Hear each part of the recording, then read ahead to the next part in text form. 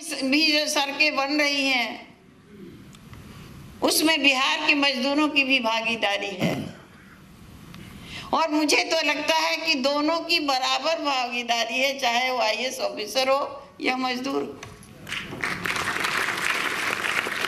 कुछ काम तो कुछ लोगों के बिना चल सकता है, लेकिन निर्माण का काम कैसे होगा? बहुत बड़ी शक्ति है बिहारियों के पास।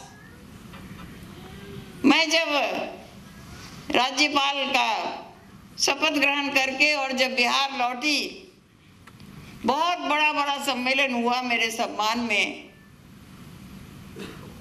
कुछ लोगों ने ये बात कही, बिहार के लोक संस्कृति के बारे में आप लिखती थी, सीता और राम की कहानियां लिखती थी, जनकपुर के बारे में लिखती थी, अब आप गोवा चली गई, अरब सागर के किनारे, वहां क्या लिखेंगी?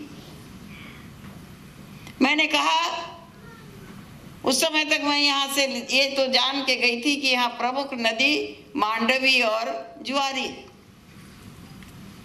तो मैंने अपने उन मित्रों को आश्वस्त करवाया था कि मैं गंगा, गंडक, कमला बलान,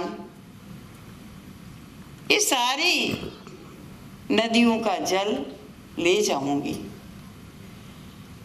जुआरी और मांडवी नदी में मिला दूं।